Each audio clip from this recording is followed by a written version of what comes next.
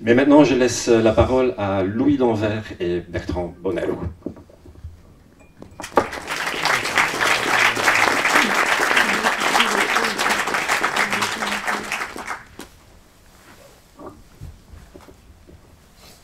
Pour commencer, j'ai une citation d'une interview que vous avez donnée en anglais à Film Comment, et qui était, comme beaucoup de choses que vous faites, à la fois énigmatique et très prometteur. Donc j'avais envie d'aller un peu plus loin avec cette phrase pour commencer. La phrase c'était For me, films are born in the same way that poetry is born for poets. On a envie d'en savoir plus. J'ai vraiment dit ça. Ils l'ont imprimé en tout cas. Vous savez ce qu'on dit, hein, si la légende est plus belle que la réalité. Imprimer la légende. Oui. Répétez-moi ce que j'ai dit. Oui, en gros, c'était que voilà, les films naissent de la même manière que les poèmes, d'une certaine façon. Je suis certain que j'ai dû le dire s'il l'a imprimé. Non, qu'est-ce que j'ai pu vouloir dire? J'essaie de me rappeler surtout qu'est-ce qu'aurait pu être la question. Et alors, j'imagine que la question, c'est souvent une question qu'on vous pose, hein, c'est d'où vous vient l'idée de ce film, et qui est une question, comment dire. Alors, on y répond parce qu'il faut bien fournir une réponse, mais en fait, c'est beaucoup plus complexe que ça, parce qu'il n'y a pas une réponse immédiate. En fait, la vraie question, ce serait comment on en arrive là, parce qu'un film, c'est un très long chemin, c'est 2-3 ans, et donc c'est un parcours plus que quelque chose qui arrive tout fait. Mais en fait, l'idée d'un film, la naissance d'une idée, c'est la chose la plus mystérieuse qui soit. Donc on y répond pour ne pas esquiver, mais c'est toujours un peu des fausses réponses. D'où vient une idée, c'est quelque chose de très... C'est, à mon sens, la chose la plus belle. Une journée où vous avez une idée, c'est vraiment une journée réussie, et elles ne le sont pas toutes.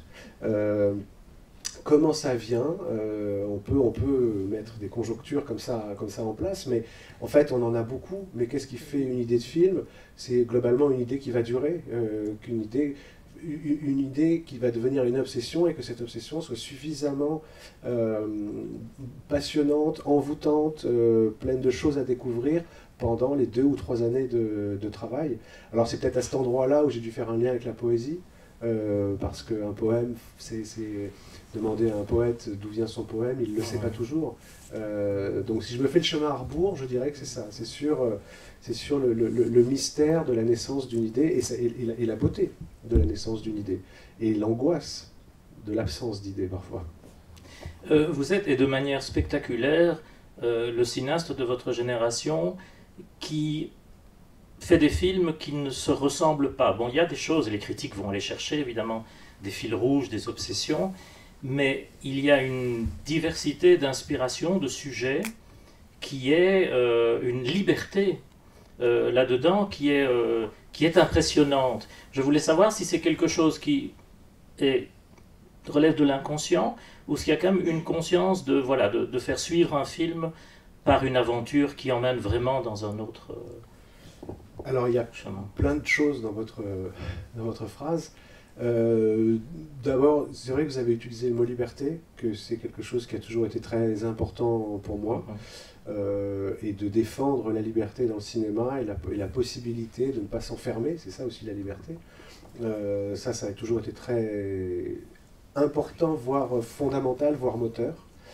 La peur de la répétition, même s'il y a répétition. Par exemple, après avoir enchaîné l'Apollonie des Saint-Laurent, qui sont 2 films en costume, tournés en 35 mm, qui raconteraient la fin un petit peu d'un monde, etc., j'ai commencé à lire des choses sur moi qui m'enfermeraient presque dans un style. Et ça a été une panique. J'ai eu très vite une envie d'en sortir, avec le film notamment, qui sera montré ce soir. Après, oui, il y a de l'inconscience, en tout cas dans le choix des sujets, parce que je pense que le désir d'avoir toujours une conscience est aussi terrifiant, et l'inconscience, c'est aussi se laisser aller dans cette liberté-là, mais dans des chemins. Et en effet, malgré qu'on puisse avoir l'impression que, oui, les films sont différents, à l'occasion, et là je reviens première partie de votre phrase, de certains textes lors de rétrospectives, donc de certains textes rétrospectifs, on voit des critiques qui font un travail de lien entre les films et qui parfois m'ont même un peu terrorisé, parce que je me disais, ah bon, je me répète à ce point-là, donc. Et c'est pas du tout un désir, hein, c'est vrai que, en effet, en lisant ces textes, je vois bien les motifs récurrents, les obsessions récurrentes, et les répétitions, mais alors pour le coup, comme elles ne sont pas volontaires, il y a quelque chose que je défends dans la répétition, c'est que la répétition, c'est aussi la possibilité de faire exister quelque chose à nouveau. Donc de toujours répéter pour que ce ne soit pas oublié quelque part. Donc dans ce sens-là, puis mes films à l'intérieur d'eux-mêmes, de la mise en scène, travaillent aussi beaucoup la répétition. J'aime bien ça. Mais c'est dans le choix des films, en tout cas, c'est totalement inconscient. Votre premier long métrage a un titre qui est quelque chose d'organique. Le mot organique, évidemment, m'interroge. Est-ce que votre rapport au cinéma, comme on peut l'imaginer ou le deviner à travers la suite, est un rapport où la dimension charnelle est importante? Alors, la dimension charnelle... Et l'organique en... Alors, je reviens sur le premier film. C'est vrai qu'on parlait de la naissance des films, la naissance des idées. La naissance de ce film, c'est vraiment le titre. C'est-à-dire que je n'avais aucune idée de quoi raconter, mais j'avais envie de faire un film qui se serait appelé quelque chose d'organique. Donc j'ai marqué le titre sur une feuille, et après, voilà, c'était la naissance, c'était ce titre. Je ne sais pas pourquoi. J'aimais bien le mélange des mots, en tout cas. Et après, j'ai essayé de le remplir avec des choses qui pourraient ramener à ça. Et d'une manière plus générale, le charnel... Alors, oui et non, c'est-à-dire qu'on m'a souvent posé la question, dans les films, du rapport au corps, à la sexualité, etc., parce que c'était assez récurrent, ça revenait souvent. Ça n'est pas une obsession du tout, ce n'est pas quelque chose que je cherche. Après, le charnel, c'est beaucoup plus large. Bien sûr. C'est à un moment, quand on filme un acteur, en effet, on filme beaucoup plus qu'un acteur, on filme son corps, on filme le rapport au corps de l'autre, il n'y a pas forcément besoin d'avoir de scènes sexuelles, etc. Et en tout cas, cette inscription des corps dans leur manière de bouger, oui, c'est quelque chose qui m'intéresse beaucoup. Il y a quelque chose d'éminemment sensuel, entre autres, par exemple dans la première partie de Nocturama, dans ces déambulations de ces jeunes gens dans les rues. Oui, tout à fait. D'ailleurs, le casting de Nocturama qui est fait majoritairement de non-professionnels, alors du coup, il n'a pas été fait sur uniquement leur qualité de jeu, mais juste qu'est-ce qu'ils amenaient de cette sensualité-là, de ces nouveaux visages, ces nouveaux corps, comment ils marchent. Et vous allez voir, il y a des maladresses dans leur corps aussi, que moi je trouve assez belles et qu'on a tenu à garder. Donc oui, ce rapport-là, quasi pictural en fait, d'un corps dans un cadre, j'y suis assez attentif. Oui. Revenir à cette idée du titre, et ensuite on se dit, c'est quelque chose qui est quand même assez commun chez les musiciens, notamment sur les gens qui écrivent des chansons. Souvent il y a le titre qui vient, et la chanson suit. Vous avez vous-même une formation de musicien, vous êtes musicien, vous sortez encore il y a 2 ou 3 ans, vous avez encore sorti un album. Donc le rapport à la musique, peut-être l'expliquer. Et puis aussi, quand a eu lieu la bifurcation entre la musique par laquelle vous avez commencé et ensuite le cinéma. Le rapport à la musique, il est très très très ancien, c'est-à-dire que on m'a très bêtement mis au piano à l'âge de 4-5 ans et j'ai su lire les notes de musique avant de savoir lire les mots. Et puis j'étais dans une école de campagne, j'allais à l'école que le matin, je faisais de la musique l'après-midi. Donc c'est un rapport très enfantin, assez poussé. J'avais envisagé à un moment de vouloir faire du piano, puis j'étais un peu trop paresseux pour être pianiste. Et puis j'ai voulu plus tard être chef d'orchestre. Je pensais que c'était moins de travail, mais pas du tout. C'est beaucoup plus de travail. Et puis à l'âge de 13-14 ans, j'ai bifurqué vers le rock, le punk rock, la pop, etc. Au point de vouloir en faire mon métier. Et puis je suis devenu musicien de studio, comme on dit. Donc accompagnant des artistes, soit sur scène, soit sur album. Et puis, il y a un moment où j'ai commencé un peu, en effet, à m'ennuyer, ou à me dire, je vais finir par m'ennuyer. même si je travaille beaucoup et bien, etc. Et je me suis dit, il va falloir que je bifurque. Et sans vraiment connaître le cinéma, j'ai eu la sensation ou l'intuition, voilà, l'intuition que ce serait un magnifique territoire à explorer pendant longtemps. Et j'avais gagné pas mal d'argent sur une tournée dont j'avais économisé la moitié du salaire à chaque soir. Donc j'avais un peu d'argent de côté et je me suis payé un court-métrage en fait. Et c'est le moment où j'ai commencé à vraiment m'intéresser au cinéma, à vraiment voir beaucoup de films. Mais ça a été le moment où j'ai commencé presque à en faire.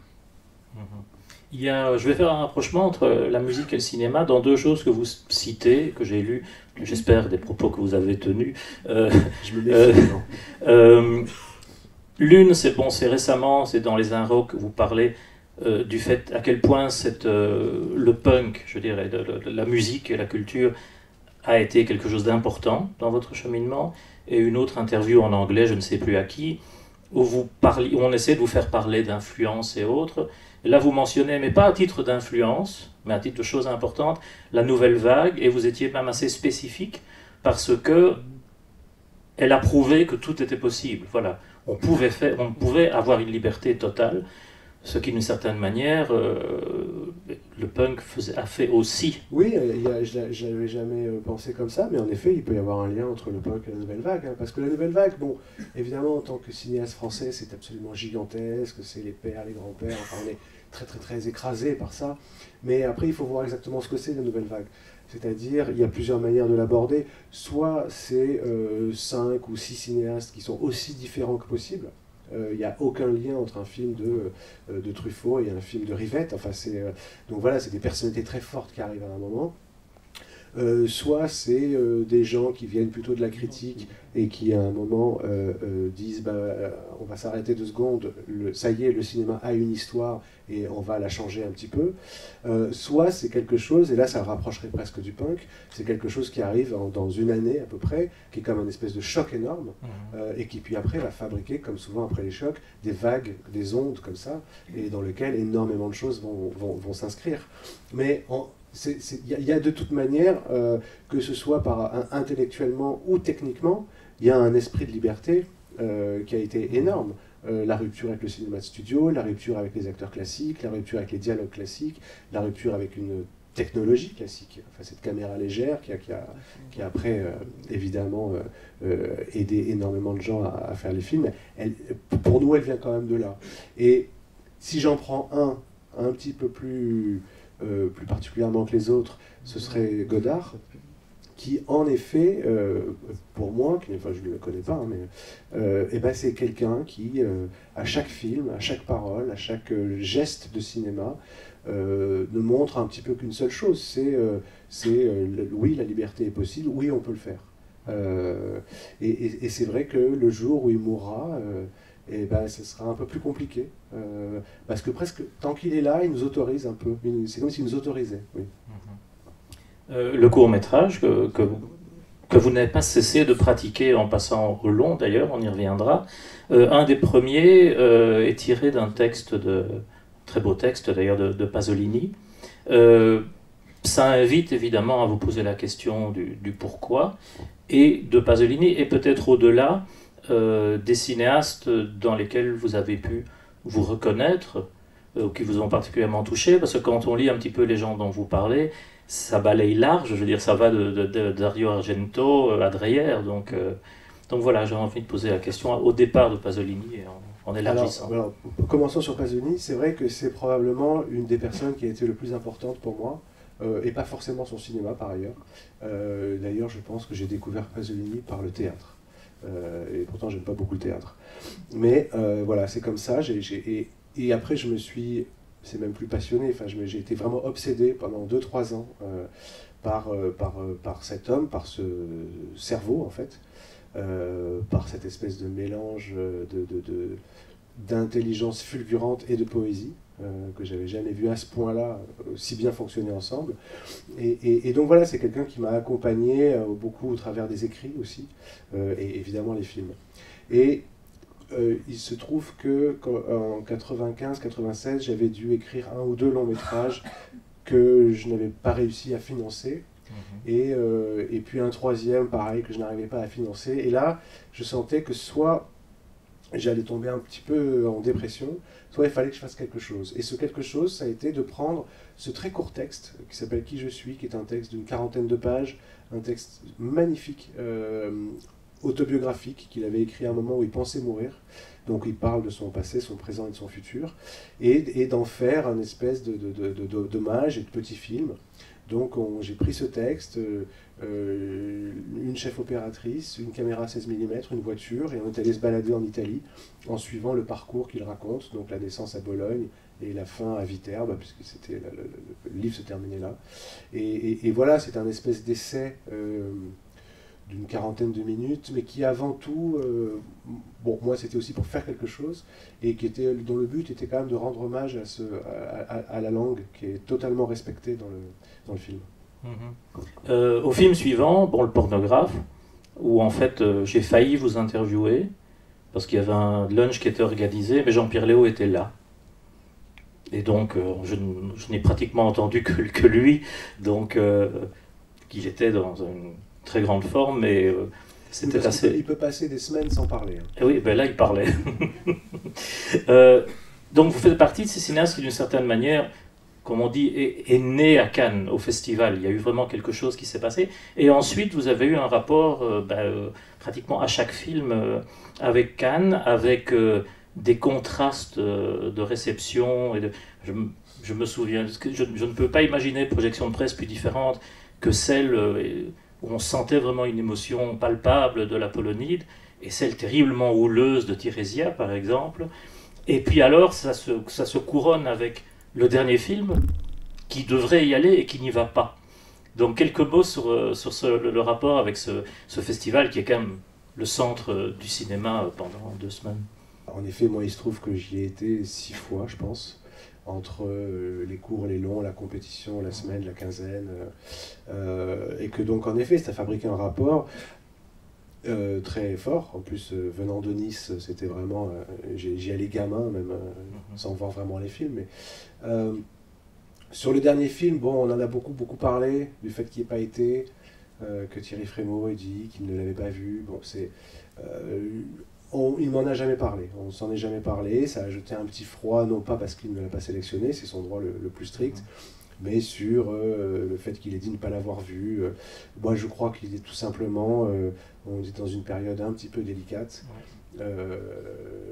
Les attentats à Bruxelles avaient eu lieu 4 semaines avant la conférence de presse, et que je pense qu'il avait peur d'une polémique quelconque et déplacée. Voilà, je pense que ça se joue à cet endroit-là. La polémique, quand elle vient, parce que bon, il y en avait déjà au moment du Pornographe, il y en a eu d'autres ensuite.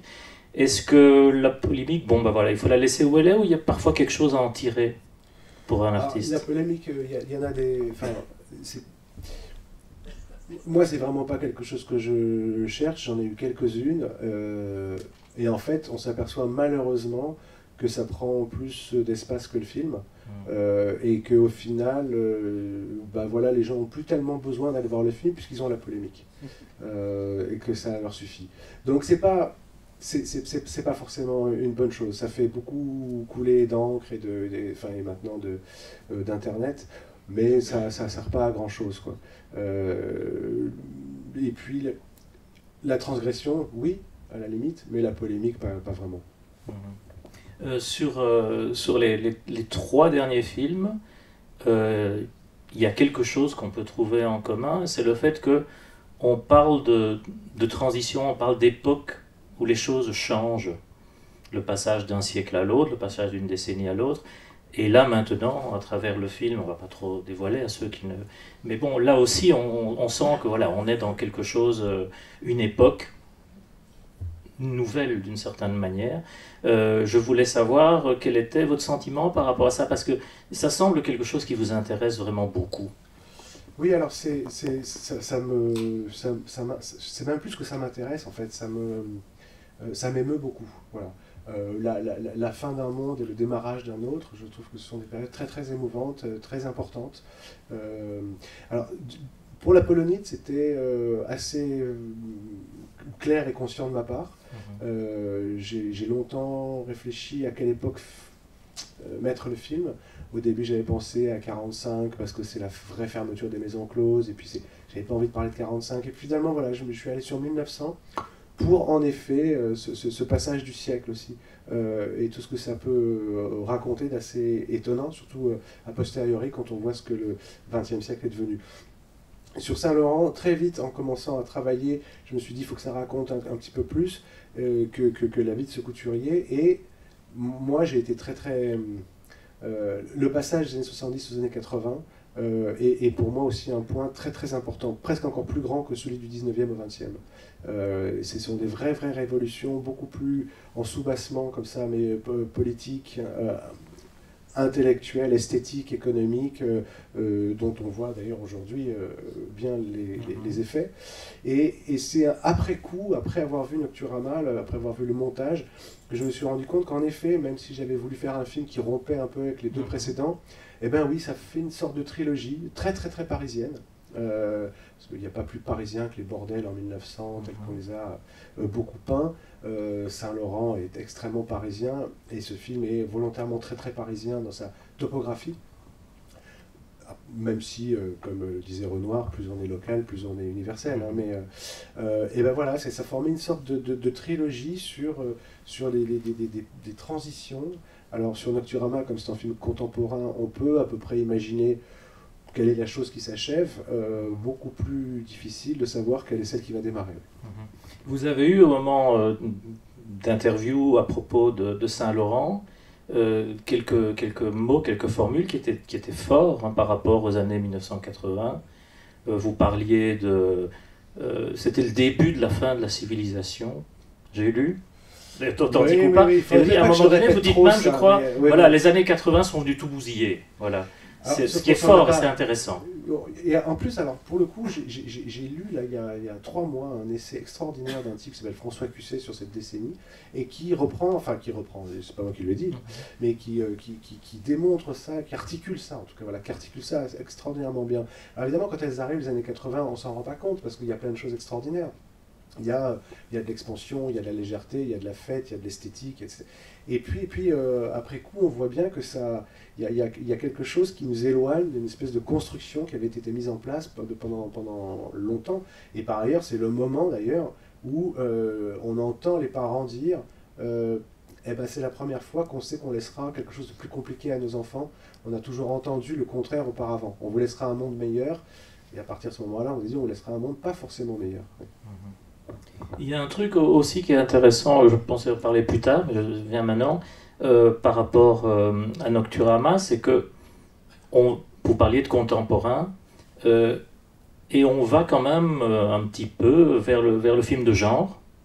Et finalement, si on regarde le passé du cinéma, si on veut avoir une image réelle de ce qu'était l'Amérique dans les années 1940-1950, c'est beaucoup moins du côté du cinéma social qu'on va la trouver que du côté du film noir, par exemple. Mais ça a été c'est une très grande force du cinéma américain, et moi je pousserais même plus loin, hein, même jusqu'à quasiment tout le temps, c'est d'arriver à fabriquer du sous-texte politique sans l'aborder frontalement. Et par exemple, pour Nocturama, 2 films qui m'ont un petit peu, non pas inspiré, mais auxquels j'ai pas mal repensé, ce sont des films des fin 70, tout début 80. Le premier, c'est un film de John Carpenter qui s'appelle Assaut. Et le second, c'est un film de George Romero qui s'appelle Dawn of the Dead. Et voilà, qui sont en apparence des séries B d'horreur, et qui, pour moi, ont un vrai sous-texte politique, et parce que je pense que quand ces cinéastes-là font ces films-là, ils n'ont pas de second degré par rapport au genre. Ils ont un vrai premier degré par rapport au genre qui leur sert à mettre en scène leur propre peur et leur propre angoisse du monde. Peu importe laquelle est-ce. Pour Argento, ça peut être les Brigades Rouges. Pour Carpenter, ça peut être le Vietnam. Enfin, ils arrivent à mettre en scène via le genre leur peur du monde, leur effroi de ce qui les entoure. Et ça, je trouve que c'est une grande force du cinéma américain. Oui. En Europe, on est moins... Quand on veut faire passer un discours, on passe plus par le discours. Oui, c'est vrai que bon, Romero, Dawn of the Dead, je veux dire, avec les zombies qui continuent à aller au supermarché, je veux dire, il en dit beaucoup sur la société, et plus que des films engagés. Oui, oui, tout à fait. Oui. Et alors, le cinéma américain noir des années 40, en effet, via le polar, racontait beaucoup de choses sur la société américaine. Je me demande, vous avez fait des films avec des budgets très différents, hein, je dirais des films vraiment avec un micro-budget, des films comme Saint-Laurent avec un budget important. Est-ce que d'une manière ou d'une autre, ça a une influence, ça affecte votre manière de travailler ou pas du tout Ah oui, quand même. Alors là, non, mais j'aime pas trop le citer parce que c'est tellement énorme. Enfin, puisqu'on parlait de Godard, citer une phrase de lui qui a dit un jour dites-moi combien j'aurai d'argent et je vous dirai ce que je vais faire. Et c'est une phrase que je trouve vraiment brillante, parce que du coup, rien n'est fait au rabais.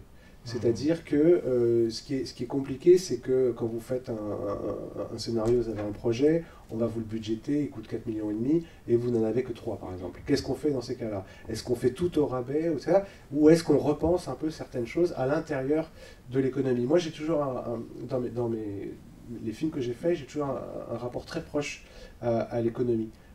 Au devis, ce qu'on appelle le devis. J'aime bien savoir combien coûtent les choses. Comme ça, je peux gérer à peu près et dire, bah là, en fait, on va enlever 40 figurants, mais on va rajouter 2 lampes. Je sais combien ça coûte l'un et l'autre, mais ça fait partie, il y a un moment où l'économie fait partie de la mise en scène.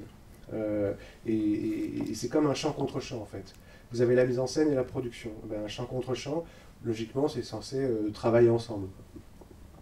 Vous avez sorti un bouquin il y a pas tellement longtemps sur les films fantômes. C'est-à-dire, bon, les films, comme vous dites, quelque part là, ils sont parfaits parce qu'ils ne peuvent pas être ratés, on ne les a pas faits. Et donc, je voulais savoir, pour prolonger, c'est une belle idée, je voulais savoir si vous aviez, comme certains cinéastes, des films comme ça, qui sont dans la tête, qui sont parfois même, je veux dire, je pense au Harry Dixon de Rennais, où il est venu faire des repérages en Belgique d'ailleurs, un beau bouquin est sorti là-dessus, et finalement qui ne se font pas. Est-ce que vous avez en magasin comme ça des choses qui vous accompagnent et qui... Je comprends que vous dites que c'est une belle idée, mais enfin c'est une idée quand même douloureuse. Parce que ne pas faire un film, c'est compliqué. Là, c'est les 2 scénarios qui ont été publiés, c'est des films sur lesquels j'avais travaillé en tout 4 ans ou 5 ans. Et donc, pourquoi je l'ai appelé film fantôme? C'est parce que c'est vraiment comme un fantôme. Quand on fait un film, vous avez une obsession, vous en faites un film, et une fois que le film est fini, vous vous débarrassez de cette obsession. Et donc, ça vous libère pour en accueillir d'autres. Tant que le film n'est pas fait, et ben cette obsession, elle ne vous lâche pas. Donc ça revient vous hanter et c'est assez pénible. Alors c'est pas un drame, je veux dire, tous les cinéastes du monde ont eu des scénarios qu'ils n'ont pas réussi à financer ou qui ne se sont pas faits pour d'autres raisons. Et d'ailleurs, moi ça m'intéresse toujours quand je rencontre un réalisateur de lui demander ce qu'il fait de ces films pas faits. Comment on arrive à vivre avec ou à s'en débarrasser. Les réponses sont d'ailleurs très très différentes. Donc non, là pour l'instant, tous les vrais projets que j'ai poussés très loin et qui ne se sont pas faits, ils ont été publiés, j'en ai pas d'autres. Alors, quelques mots sur un film qui n'est certainement pas celui de vous qui a été le plus vu, c'est De la guerre, dans lequel il y a un cinéaste, et qui, si je me souviens bien, se prénomme Bertrand. Donc, bon, le titre vient de Clausewitz, etc. C'est un film particulier, peut-être parce qu'il y a Bertrand, parce qu'il y a un cinéaste, peut-être aussi parce qu'il a été moins vu, etc. Ceux qui l'ont vu et qui l'aiment ont tendance à dire « Ah oui, mais là, c'est un film particulièrement intéressant, révélateur, etc. » Est-ce vrai ou... Non, mais c'est un peu une drôle d'histoire, ce film, parce qu'en fait, en 2003, je fais Tirésia, et après, j'essaye de faire 2 films, donc ces 2 films fantômes-là, qui ne se font pas. Donc j'arrive en 2007, j'avais pas tourné depuis 4 ans, j'avais plus dit... Enfin, c'était un peu compliqué. Et je me dis, je vais faire un film très commercial, et ça va me remettre en selle comme ça, et je vais pouvoir refaire des films plus personnels ensuite. Et donc j'ai écrit De la guerre, que j'ai envisagé comme un film très commercial. Sur un mode très simple, hein. C'est un film sur le désir, la dépression, ça va parler à tout le monde. Je vais un petit peu le penser un peu comme un western. C'est comme un type qui arrive à cheval quelque part, il se passe des trucs, il repart à cheval, c'est pas le même. Enfin, voilà, pour moi, c'était assez cadré. Et j'ai fait vraiment mon plus gros bid, quoi. C'est-à-dire que ça n'a même pas été un bid, ça a été un rejet. Alors, c'est le moment aussi où j'ai commencé à produire mes films. Donc j'étais en totale liberté, ce qui est quand même assez dangereux. Sur les producteurs-réalisateurs, il faut faire un peu attention. Coppola a dit une phrase un jour, il a dit, lui qui produit aussi ses films, il a dit quand on est producteur-réalisateur, il y en a toujours un des deux qui gagne. Dans mon cas, ça a été le réalisateur et j'ai été ruiné.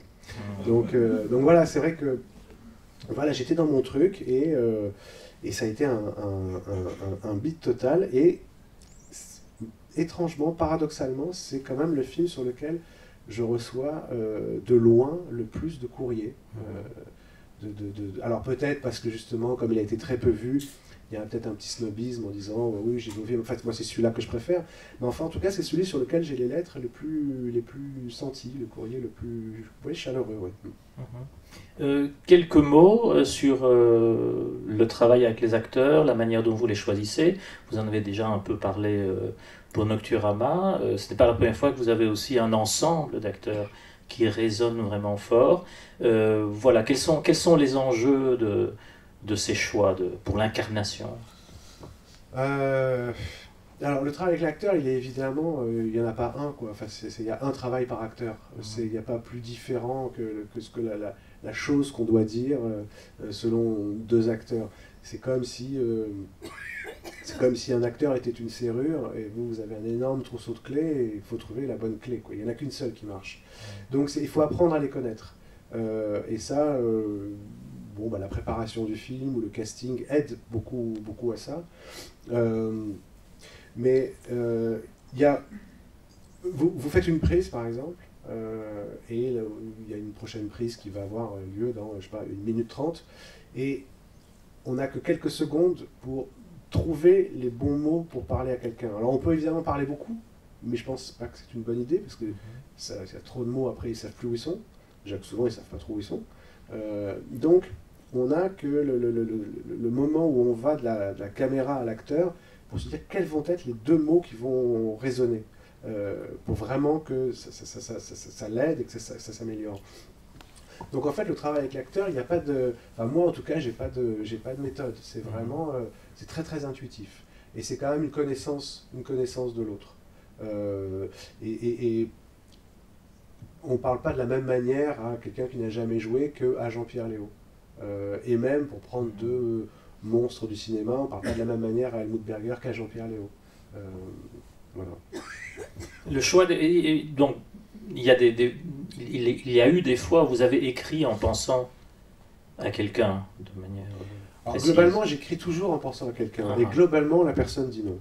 Voilà. Sauf sur De la guerre, où j'avais écrit pour Asia Argento et Mathieu Amalric, mais je leur avais prévenu que j'écrivais pour eux, et puis j'étais parti dans l'idée d'écrire vraiment avec des amis. Donc là, ça s'est fait. Mais souvent, voilà, ça ne se fait pas. Bon, ça aide toujours de penser à quelqu'un pour écrire, parce que ça incarne un peu l'écriture. On entend une voix, on entend une musicalité, ça aide un petit peu. Et après, un jour, un producteur m'a dit cette phrase, il m'a dit, tu sais, le bon acteur pour ton film, c'est celui qui sera là le jour J devant la caméra. Et c'est vrai. Voilà. Là, évidemment, le choix du... Dans un film comme Nocturama, par exemple, où c'est 10 jeunes, majoritairement, la direction d'acteur, c'est du casting.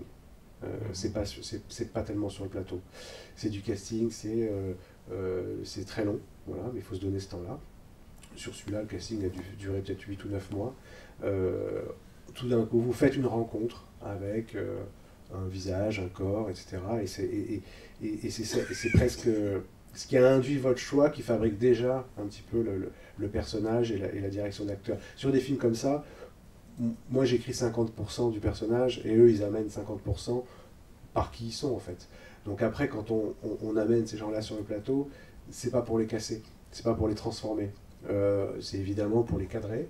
Il y a toute une gestion après de concentration qu'il faut toujours remettre un petit peu au niveau, une gestion de tempo, d'intention, etc. Mais c'est pas pour les transformer. Le montage. On parlait d'organique tout à l'heure, est-ce que c'est pas l'endroit du processus où l'organique revient en force? C'est-à-dire que voilà, on veut on veut que le film aille quelque part, mais bon, parfois il résiste, parfois il impose des directions. C'est un processus qui est souvent, pour beaucoup de cinéastes, quelque chose de très organique, le montage. Ben, enfin, plus j'avance et moins je sais comment ça marche, quoi. C'est vraiment quelque chose qui échappe à toute théorie. Par exemple, il y a des fois on va dire tiens, on va mettre ça là, puis on va mettre ça à côté, ça va être super, et c'est nul. Et puis des fois on essaye des choses totalement improbables, et puis quelque chose se produit. C'est comment avec deux choses faire apparaître une troisième. Et donc ça, c'est un peu magique, quelque part. Il n'y a vraiment pas de règles. Ceux qui disent qu'il y en a, alors franchement, je ne comprends pas. Alors c'est un procédé très compliqué parce qu'il arrive après le tournage. Donc on a une mémoire du tournage, et cette mémoire du tournage, il faut essayer de l'enlever. Parfois vous avez une émotion sur le plateau à un moment, et puis donc on va dire au monteur, ah, on va mettre ça, c'était génial, tout le monde pleurait, et on le met et franchement personne pleure. Donc voilà, sauf que la vraie émotion, elle est dans la salle de montage, elle n'est pas sur le plateau. C'est celle qu'il faut respecter en tout cas. Donc il faut arriver à écarter tout ça pour revoir tout ça avec un petit peu un œil frais. Et en fait, moi, ce que je fais en montage, c'est que bon, les scénarios sont plutôt très très précis. Donc on fait une première version de montage qui suit exactement le film tel que je l'ai pensé, tel qu'on l'a pensé avec l'équipe au tournage, etc.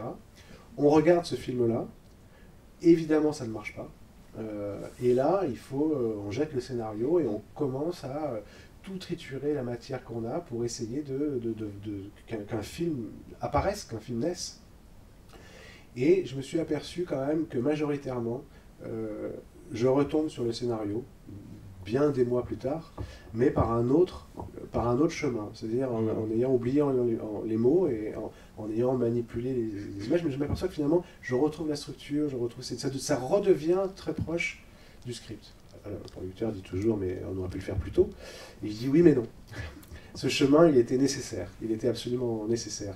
Et en fait, ce qui est difficile au montage, hein, c'est que vous dites, vous êtes le créateur de votre film, etc. Mais au bout d'un moment, le film devient plus fort que vous.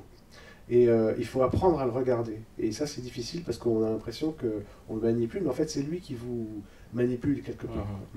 Jacques Audiard dit quelque chose de vraiment parallèle à ça, parce qu'il dit je ne sais pas comment ça se fait, mais à chaque fois, je mets un temps dingue au montage, et pour me retrouver devant le film que j'avais envie de faire, mais il a fallu, ouais. Et je me demande à chaque fois pourquoi j'ai dû passer par... mais il fallait qu'il passe par... cette perte de temps, on va dire, cet égarement, en tout cas, il est nécessaire, il est incompressible, il demande du temps. Voilà. Mais on peut bien monter avec 4 machines, ça ne change rien, il faut ce temps-là. Le moment où on dit, bon voilà, c'est le film, voilà, il va être ça. Donc on arrête le montage, je ne sais plus, c'était Cassavetes ou un autre qui disait on ne termine jamais un film, on l'abandonne parce qu'on pourrait. Maintenant avec les montages virtuels, on pourrait littéralement, et d'ailleurs il y a des jeunes cinéastes qui n'arrivent pas à finir un montage à cause de ça. Il y a toujours des possibles. Donc quel est votre sentiment et votre expérience de ça, de quand on met le point, on sait qu'on met le point final, ou alors c'est simplement une question de savoir qu'on a le budget pour monter jusque... Ouais, en même temps, la question du budget, c'est pas une bonne question, parce qu'en fait, s'il y a une chose qui coûte pas cher en cinéma, tout coûte cher. C'est le montage, c'est un ordinateur et en effet un salaire. Mais donc, le virtuel n'a pas aidé à ce qu'on termine les montages, parce qu'en plus maintenant, il n'y a plus de montage négatif, c'est-à-dire que vous pouvez montrer le film dans un festival, et puis après, c'est très facile de repartir en montage, on prend le disque dur, on remet, un machin, etc. Donc, c'est une vraie question. Qu'est-ce que c'est quand la fin d'un film? Mais la fin de tout d'ailleurs, la fin d'un livre. J'ai pas vraiment la réponse. C'est vrai qu'à un moment, moi il y a une expression que j'utilise avec mon monteur, c'est je dis voilà, je pense que là on a fait le tour, quoi. Oui, on pourrait encore changer. Et il y a un moment où on sent aussi que des améliorations commencent à abîmer. Voilà, là, il faut vraiment, je pense, quitter la salle. Mais c'est très intuitif, hein, c'est tout à fait intuitif. Mais voilà, il y a un moment où je pense qu'on a fait le tour du film, qu'on a épuisé toutes les possibilités raisonnables. Et là, on s'arrête. Oui. Et le film, voilà, on a fini. Bon, c'est vrai qu'il y a les festivals, la promotion, etc. Mais Est-ce que voilà, ça s'arrête ou ça met un certain temps? Est-ce qu'il y a, on quitte un film à un moment précis ou c'est quelque chose de plus qui se vit de manière plus... Non, pour moi, il y a toujours l'expérience la plus forte, c'est toujours le tournage parce que c'est quand même la chose la plus dingue possible. Enfin, un tournage, un plateau, cette espèce de monde totalement idéal quelque part où on se fout de tout à part de ça. Donc ça, on met longtemps à le quitter, mais il y a toute la période du montage qui vous ramène un peu à la vraie vie, aller au supermarché, tout ça. Ouais. Et pour moi, le moment où on quitte vraiment un film, c'est la première projection publique. Voilà, ça y est. Après, on en parle pendant encore un an, parce qu'il y a en effet de la promotion, de la tournée, l'international, etc. Mais il y a un endroit où ça y est, je sais que moi, je ne le reverrai plus, je n'y repenserai plus en termes artistiques, en tout cas. Première projection publique, et souvent, en effet, dans un festival. J'assiste à celle-là, et après, c'est fini. Je voudrais savoir quel est votre sentiment face à l'évolution technologique qui est, parce que forcément tout cinéaste, alors il y en a qui portent le deuil de la pellicule, d'autres qui épousent totalement les avantages que le digital donne. Voilà, où êtes-vous dans par rapport à ça? Alors, même si je suis quand même plutôt quelqu'un de gauche, il y a certains endroits où je suis un peu réactionnaire. Et c'est vrai qu'il y a toute... j'ai tourné pour la première fois en digital et j'ai trouvé ça assez difficile en fait. J'ai pas encore compris les avantages. On a beau me les dire, je les comprends pas.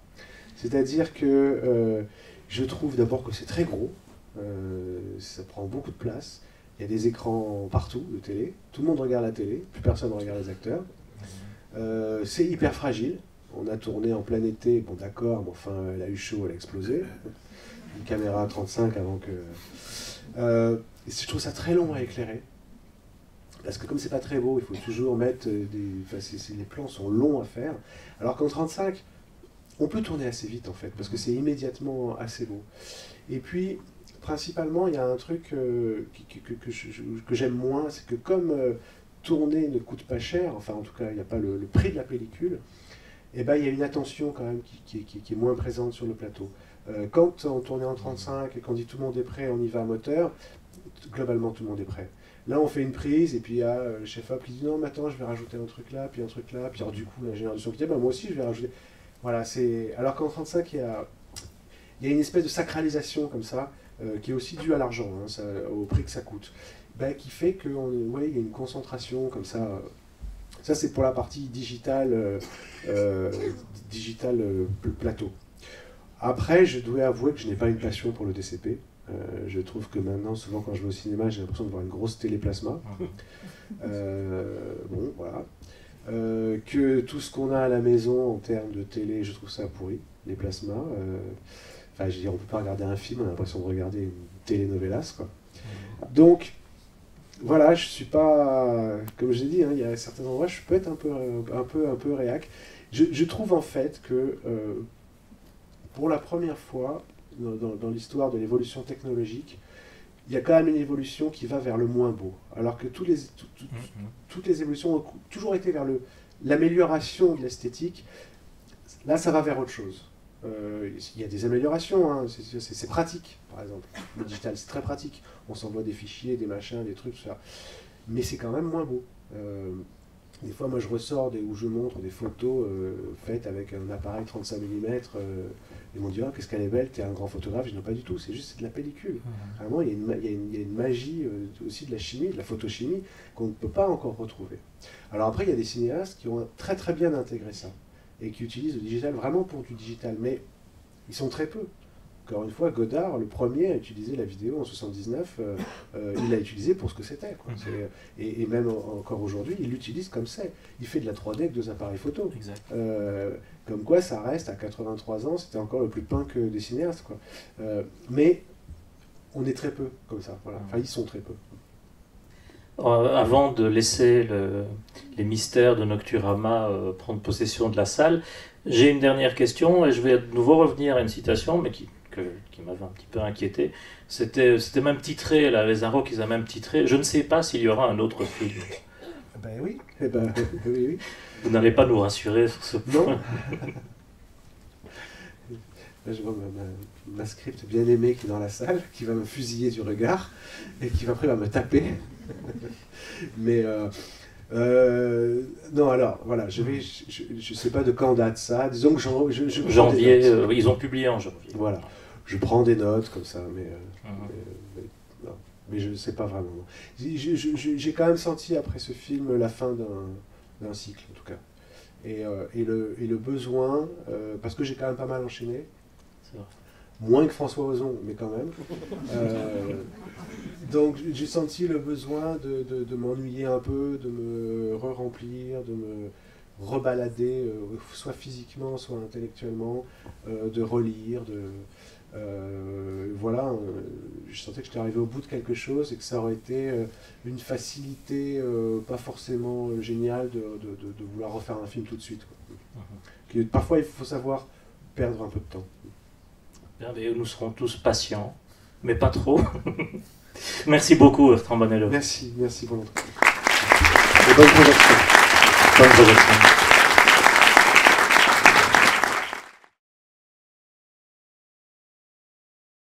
Nocturame, est-ce qu'il y a une question? Est-ce que quelqu'un a une question? Oui, monsieur.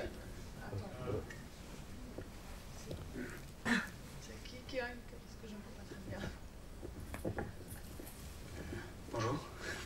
Pas très évident de parler comme ça devant tout le monde. Alors j'ai plutôt deux questions, dont une j'ai déjà la réponse. La première c'est qu'est-ce que ferait un vrai groupe de jeunes? Je pense qu'il changerait la musique. Et la deuxième question c'est pour vous, monsieur Bonello, dans la vie, qui peut, ou éventuellement pourrait, peut tout filmer? Alors, je crois que j'ai pas de micro. Ah. Alors, là, qui peut tout filmer? En fait, est-ce que vous pourriez la reformuler? C'est-à-dire dans quel sens? Eh bien, si on suppose qu'un... qui peut tout filmer? Qui pourrait tout filmer? Est-ce qu'il y a un truc, je sais pas moi, une institution pour dire vite, qui pourrait éventuellement tout filmer? Alors, je vais répondre à la première déjà, sur la musique. Changer la musique. Vous parlez de celle qu'ils mettent dans le grand magasin? Oui. Alors, d'abord, il y a un endroit où vous avez raison, en effet, c'est mon choix et pas le leur. C'est un choix scénaristique et très précis qui est le mien. Et paradoxalement, j'ai été assez surpris quand j'ai rencontré les jeunes qui jouent dans le film, et beaucoup de jeunes qui ont fait le casting et qui n'ont pas eu le rôle. Je leur posais toujours la question de ce qu'ils écoutaient, et c'était très loin de ce que je pensais. Je pensais qu'ils étaient sur des choses beaucoup plus contemporaines, modernes, avant-garde, etc. Et il y a beaucoup de choses anciennes, un peu nostalgiques, un peu vintage. Donc même si c'est mon choix, le choix n'est pas si absurde que ça, de ce que j'ai pu glaner comme information. Après, évidemment, on peut m'opposer toujours un exemple à une généralité. Alors, sur la deuxième question, qui peut tout filmer? Mais une institution, dans quel sens? Vous parlez quoi, d'une espèce de Big Brother qui maîtriserait toutes les informations de... Non. Alors, j'ai toujours pas compris la seconde question. Les caméras de surveillance, tu filmes tout. Oui. Les caméras de surveillance permettent de retrouver les gens. Donc... La caméra de surveillance permet d'avoir des traces. Après, tout ça se passe dans un temps très très réduit. Donc, est-ce que j'essaie de... Moi, je pensais à l'État. Est-ce que l'État a le droit de tout filmer? Qui peut tout filmer, c'est ça? Non, je pense que l'État peut avoir accès à toutes les images. Oui, c'est tout à fait... Et qui peut tout filmer, sinon c'est vous? Alors, là, alors, est-ce que l'État peut tout filmer? Légalement, non. Réellement, oui. Est-ce qu'ils ont accès à toutes les images? Oui. Est-ce que moi, j'ai le droit de tout filmer? Oui. C'est la liberté du réalisateur. Après, j'essaie quand même de réfléchir à ce que je filme et d'avoir une forme de réflexion et de morale sur les images qui sont proposées. Et sinon, à propos des vrais groupes de jeunes, en soirée, j'ai remarqué un truc, c'est que les jeunes aiment bien couper la musique des autres et la changer. Ok, on va faire un autre débat. Alors, on va parler de soirée de jeunes. Non, mais pourquoi? En effet, il y a de moins en moins, je dois dire, de respect du DJ. C'est-à-dire qu'il y a une époque que j'ai connue dans laquelle le DJ était quelqu'un qui avait des disques que personne n'avait, et on allait entendre les disques qu'il avait, il avait des vinyles, etc. Et j'ai connu ces soirées-là. Et maintenant, tout le monde est DJ parce que tout le monde a un iPhone. Donc c'est vrai qu'il y a une espèce de grande joie à pouvoir dire « Non, mais je vais mettre mon morceau ». Et d'ailleurs, non seulement le DJ avant était roi, mais on n'avait pas le droit de lui demander ce qui passait. Il y avait souvent un petit sticker « Ne demandez pas au DJ ce qui passe ». Cette époque a changé. Bon, on peut faire le débat là-dessus, hein, sur les DJ, moi il n'y a aucun problème. Est-ce qu'il y a encore une question? Moi j'ai fort pensé, c'est pas la première fois que je vois le film parce que je l'ai en DVD chez moi. Je crois que je le vois pour la troisième ou la quatrième fois. Chaque fois je reçois un choc. Mais je pense au film de Gus Van Sant. Je pense à Elephant. Évidemment, si Gus Van Sant avait présenté son film il y a un an à Cannes, ben, il n'aurait pas eu la Palme d'Or, quoi. Ou il n'aurait peut-être pas pu le présenter, ce qui s'est passé avec vous, évidemment. Mais je pense à Gus Van Sant au niveau donc, du rythme, en fait. Et ça ne vous a pas échappé, évidemment. Non, non, ça m'a Voilà. pas échappé. Alors c'est un film que j'ai pas revu, mais qui m'avait beaucoup Oui, j'ai marqué oui. et plu quand je l'avais vu en 2003, je pense.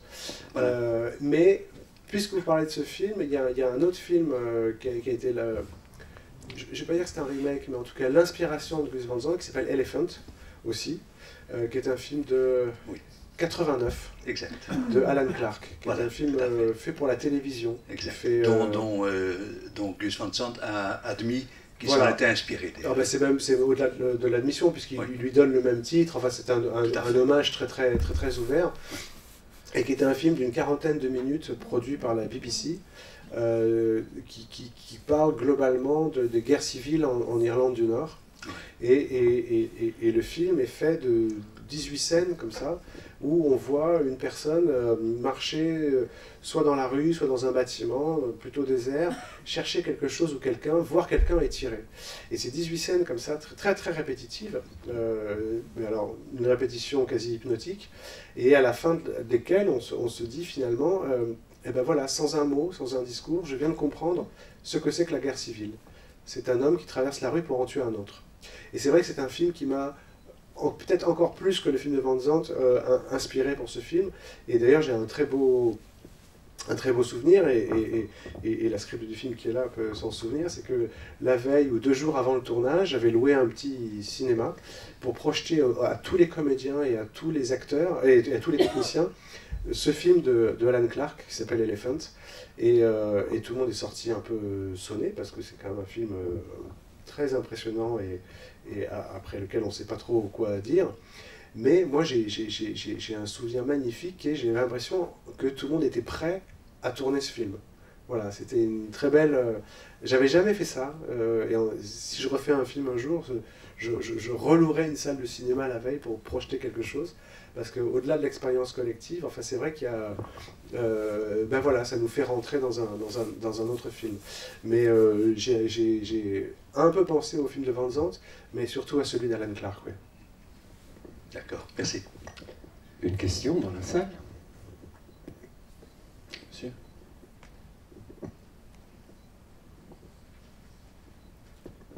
Bonsoir. Moi j'avais une question par rapport au montage et à la linéarité du film aussi.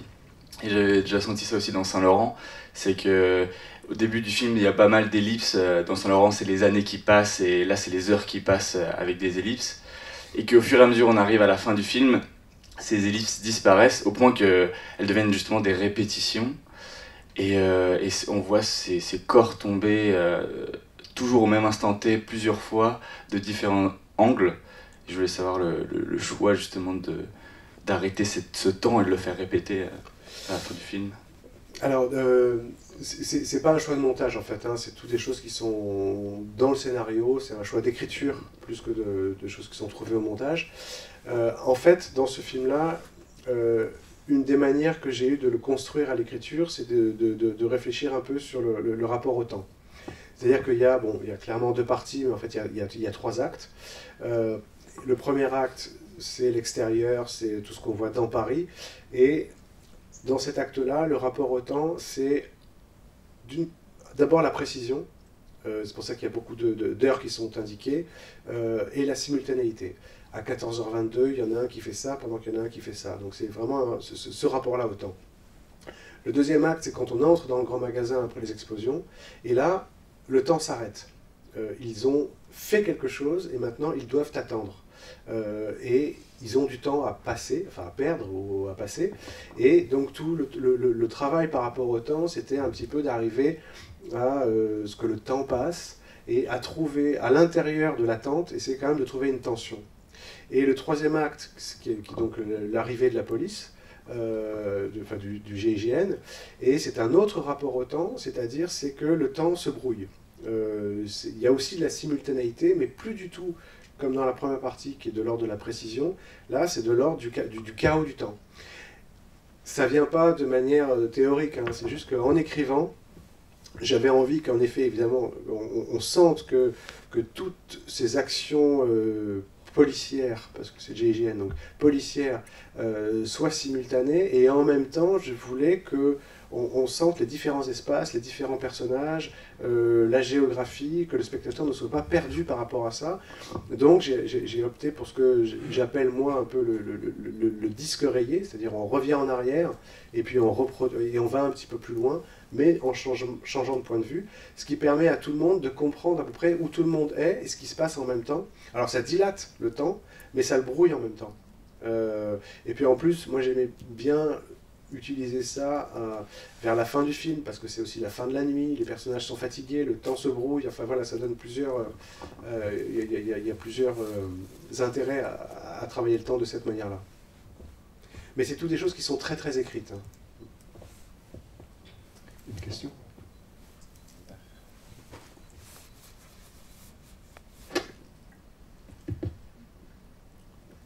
Bonsoir.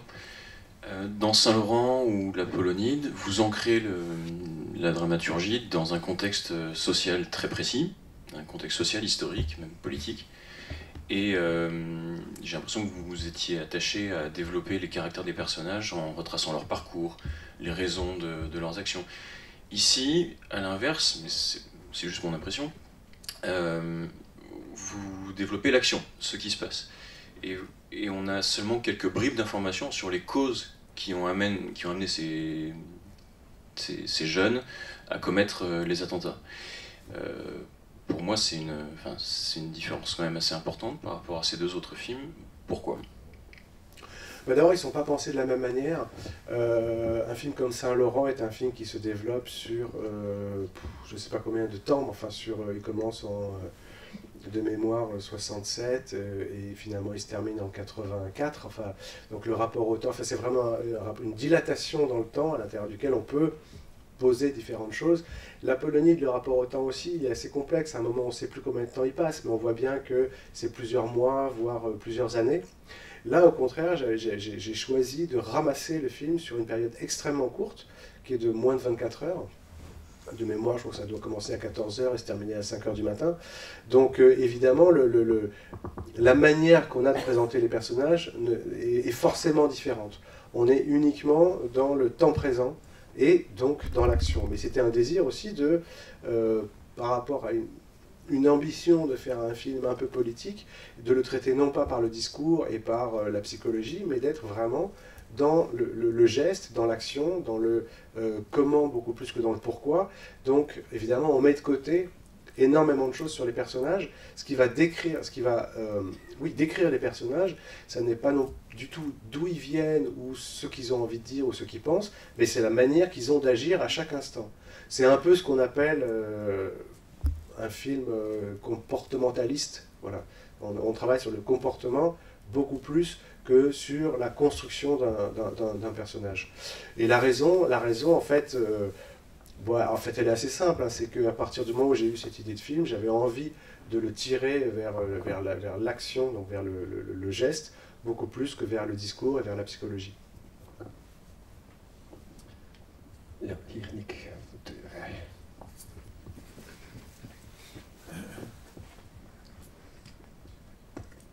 Pour les raisons que vous nous avez expliquées, vous ne détaillez pas trop les raisons des personnages, donc des jeunes. mais vous ne les avez pas choisis au hasard. C'est un espèce d'échantillon de la société française qui est là. Vous pourrez un peu détailler tout ça? Oui, en fait, c'est-à-dire que... En fait, pour détailler, je peux revenir un petit peu à l'origine du film. Hein. C'est vrai que j'étais justement en train de préparer L'Apollonide, qui est un film en costume, qui se passe en 1900, et j'avais envie de revenir. Bon, après, on m'a proposé le film sur Saint-Laurent entre-temps, donc j'ai fait un break, mais de revenir sur un film très contemporain. Et à l'époque, en 2010-2011, ma sensation du contemporain était quelque chose qui allait exploser, voilà. Et j'avais pas envie du tout d'essayer de le raisonner, de l'expliquer, de dire c'est à cause de ça, c'est à cause de lui, c'est à cause de tel quartier, c'est à cause de telle origine, telle religion, parce que d'abord, ça me semblait pas mon sujet, et puis en plus, moi ce que je ressentais, c'était une tension générale. Donc j'avais envie de montrer que c'était quelque chose de très diffus, de très général et de très large. D'où le choix, par exemple, de gens qui viennent d'horizons, de milieux, de familles et de quartiers très différents. Après, sur les raisons, comme je vous dis, j'ai pas envie d'expliquer d'abord parce que j'avais envie d'être beaucoup plus dans le geste que dans le discours, et puis parce que elle me semble pas très compliquée à comprendre. C'est-à-dire que il suffit d'ouvrir le journal tous les jours, ou d'aller marcher dans la rue, ou d'aller au café.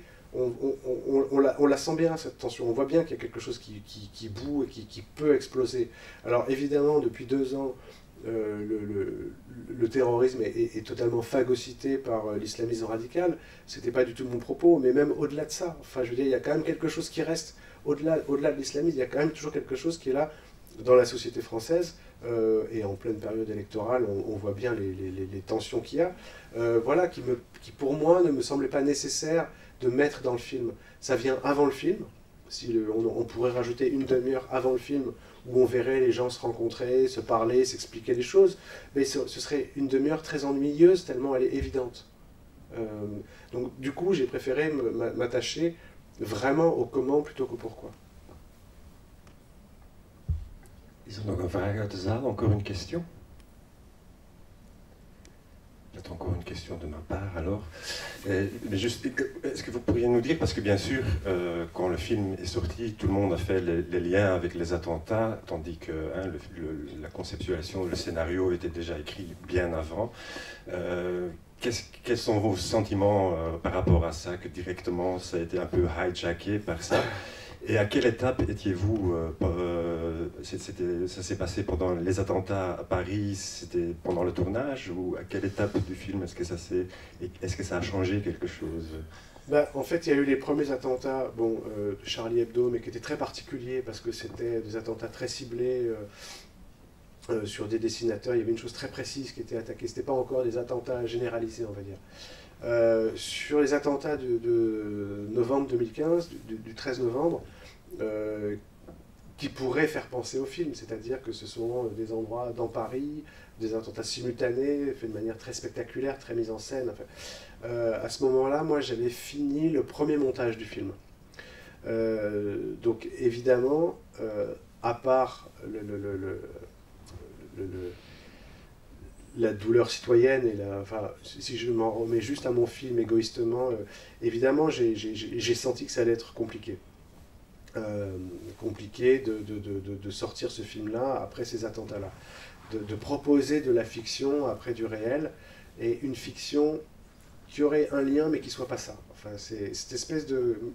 C'est ça mais c'est pas ça, c'est ça qui est compliqué. Donc j'ai tout de suite montré le film aux producteurs, aux distributeurs et aux vendeurs.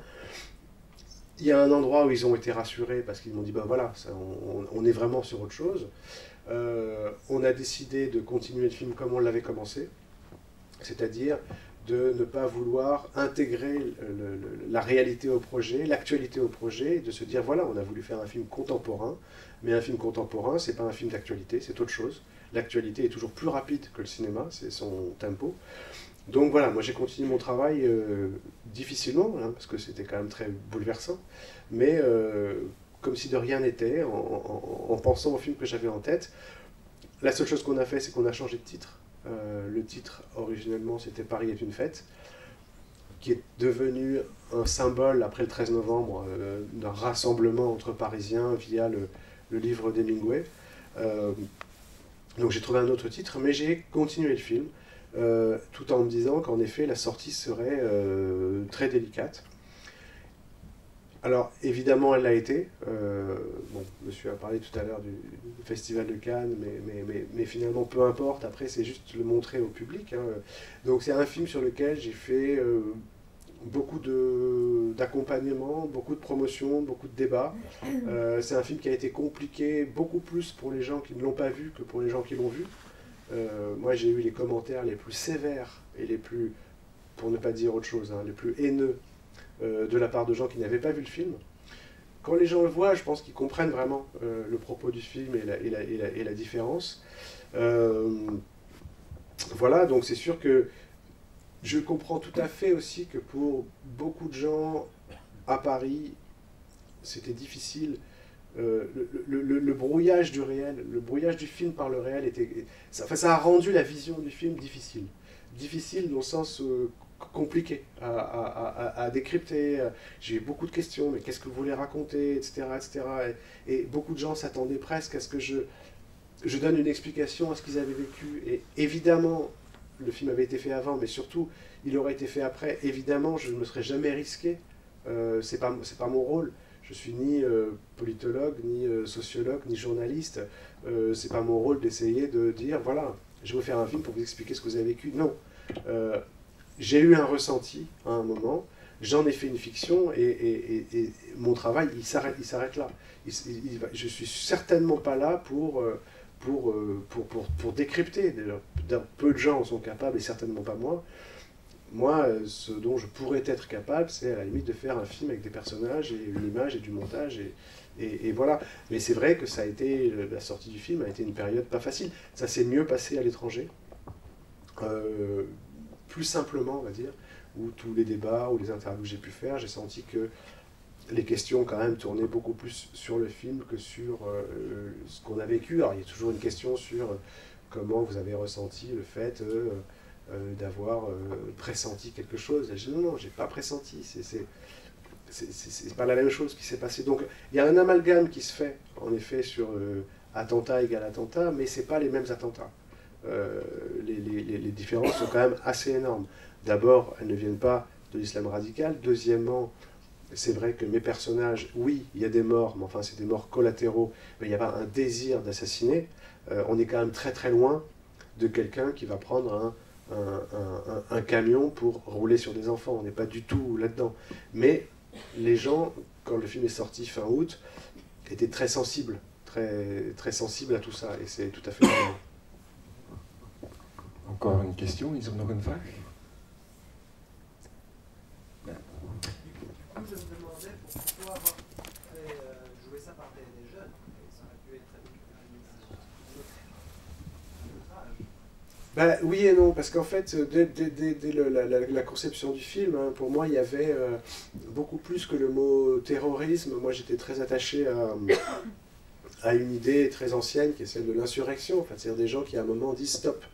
Et on s'aperçoit dans l'histoire que c'est souvent des jeunes qui ont cette espèce d'utopie, de force, de naïveté, de romantisme, de croire que on peut, à travers un geste comme ça, changer les choses. À chaque fois que j'ai par exemple rencontré dans le casting des gens un peu plus vieux, j'ai trouvé que ça racontait autre chose. Ça racontait pas ce que je cherchais. Il y a quelque chose qui se raconte immédiatement avec cette tranche d'âge qui va de... Bon, le plus petit, il est vraiment petit, il a 15 ans, mais disons de 18 à 22 ans, enfin, et qui était beaucoup plus proche de mon propos, en fait. Y compris dans sa naïveté. Mais c'est ça que moi je trouvais touchant. Pour parler de l'entièreté du casting, c'est quasiment que des non-professionnels, mis à part Vincent Rottier, et justement parler de l'âge, parce qu'ils sont tous plus jeunes, mais Vincent Rottier, je crois, a une trentaine d'années, donc je voulais que vous nous expliquiez pourquoi ce choix, et pourquoi pour ce personnage, et vu son âge par rapport aux autres. En fait, pour deux raisons. Il y a une raison, c'est vrai qu'ils ont globalement tous 18-20 ans, et que ce personnage-là, parce que c'est celui qui a accès au Semtex, au plastique. Tout d'un coup, quand je voyais quelqu'un de 18 ans dire « Ah ben j'ai eu accès à du plastique volé à Lyon », d'ailleurs c'est vrai, il y a eu ce texte-là a été vraiment volé dans ces années-là. Il y a quelque chose que je trouvais un petit peu bidon, quoi. Enfin, je trouvais que ça marchait pas. Je trouvais qu'il était trop jeune pour avoir accès à ces réseaux-là. Donc j'ai un peu vieilli le personnage. Et après, il y a une autre raison très pratique, mais bon, qui est pas grand intérêt, mais je l'ai dit quand même. Mais c'est la seule scène dans la première partie où ils sont tous ensemble. Et j'avais besoin d'un appartement assez grand pour mettre 10 personnages. Et tout d'un coup, qui à 18 ans peut avoir un appartement très grand? C'est soit un héritier, soit quelqu'un qui vit dans un squat. Enfin, ça donnait des images qui ne collaient pas au personnage.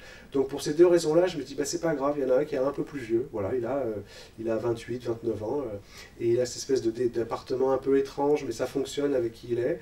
Et surtout, c'est pas incohérent qu'un type de cet âge-là puisse avoir accès à ces réseaux de plastique, alors qu'à 18 ans, ça me semblait un peu fabriqué, quoi. Is er nog een vraag? Encore une question? Merci beaucoup d'être venu parmi nous ce soir. Merci de votre invitation. Bertrand Bonallet. Merci beaucoup.